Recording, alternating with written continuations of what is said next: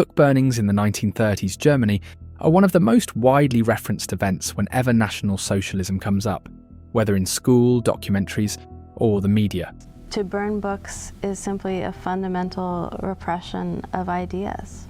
I mean, what can a book do, and why is it so dangerous that it needs to be physically annihilated? These burnings are often portrayed as one of the era's defining evils and have come to symbolize state censorship as a whole. But here's the question: are book burnings inherently evil? And if so, why? The Holocaust Museum's official video on the topic opens by stating that burning books represents the repression of ideas. But what exactly makes a book so dangerous that it has to be destroyed? And if censorship is so outrageous, why did post-war Germany go on to ban over 30,000 books during the denazification period, when the Nazis themselves had banned closer to 4,000? Despite how often this event is mentioned, it's almost never examined in detail.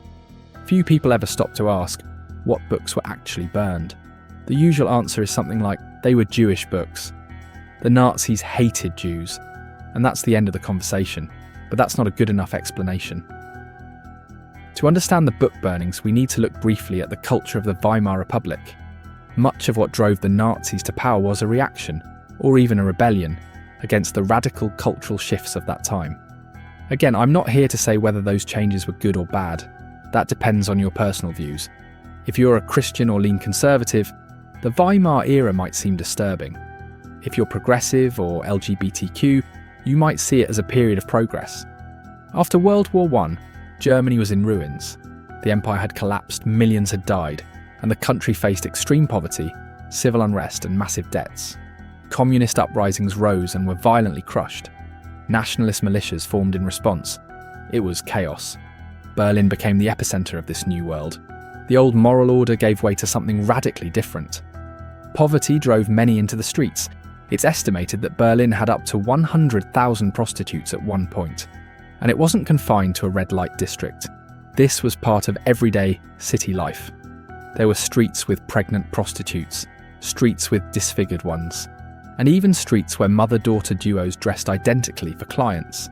At the same time, Berlin became a haven for homosexuality. One British visitor even called it a bugger's paradise. People came from all over Europe to live openly in a place that embraced the new liberalism.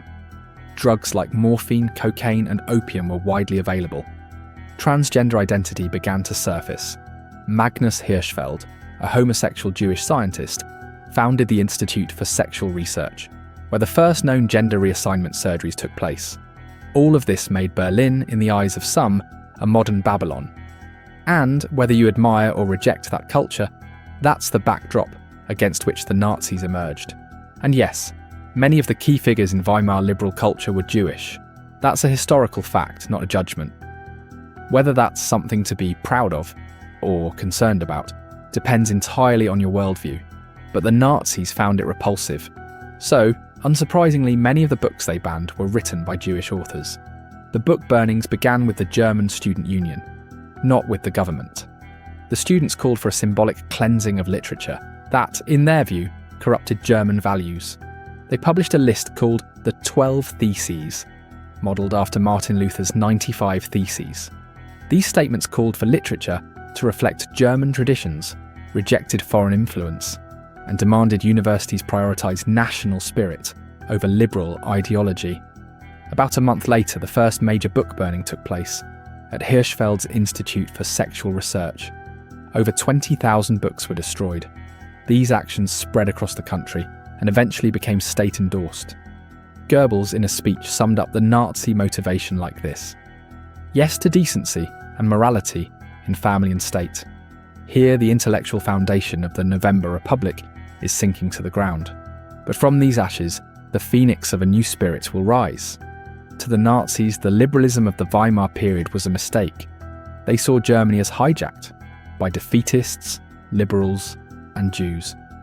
They believed family and cultural values had been replaced by moral decay and individualism. Now let's take a neutral look at what kinds of books were actually burned and banned. 1. Communist literature. Communism was the Nazis' main ideological enemy. They had fought communists in the streets and viewed Marxist thought as a threat to national unity. Burned titles included Das Kapital by Karl Marx, Writings of Lenin, and Trotsky works by Rosa Luxemburg Tso. Pacifist books. Pacifism was viewed as weakness. While the Nazis didn't glorify war, they believed pacifism undermined strength. The anti-war novel All Quiet on the Western Front, which was recently adapted by Netflix, was banned. To put this in perspective, Britain later imprisoned Oswald Mosley without trial for opposing World War II. 3. Transgender and homosexual writings. These were among the first to be destroyed, as the initial burning took place at Hirschfeld's Institute. His library included The Diagnosis of Homosexuality, Transvestites, the Erotic Drive to Cross-Dress, The Sexual History of the World War. At the time, transgenderism and homosexuality were widely rejected across most of the world, not just in Nazi Germany. Even early Nazi leaders in the SA were caught in homosexual scandals, which partly led to the Night of the Long Knives. Afterward, the regime enforced pre-existing anti-homosexual laws more aggressively. 4. Pornographic and degenerate material. Any literature considered sexually immoral or degrading was banned. The Nazis, like many conservative groups today, believed pornography was harmful to society. 5. Jewish authors. This wasn't about the authors being Jewish in name. It was about the ideas they represented. Jewish thinkers were prominent in communism, liberalism, sexual theory, and Weimar politics. The Nazis saw them as the force behind Germany's decline, economically, culturally, and politically. Again, whether you view that as fair or not depends on your worldview. But this is why many Jewish-authored books were burned. To say that banning or burning books is automatically evil would be naive, and even hypocritical, coming from the modern West. Most Western countries censor books. Some are outright banned. Others can get you flagged, blacklisted, or put on a watch list. Even if it's not the government doing the censoring, good luck publishing, or promoting anything sympathetic to Nazism, or even mildly critical of W2 orthodoxy. Look at historian David Irving. His career was destroyed for presenting a controversial version of history. His books are rare and expensive. Big tech bans books. Publishers won't touch certain topics. And platforms like Amazon filter what's allowed to be sold. So while we often hear about Nazi censorship, we rarely question our own.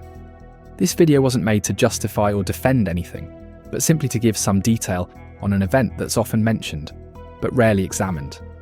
People should know what types of books were actually burned, so they can form their own opinions no matter their political stance. Because the truth is, very few civilizations have ever been completely free of censorship. And National Socialist Germany was no exception. With the internet becoming more controlled every day, maybe it's worth asking, are books still being burned just digitally?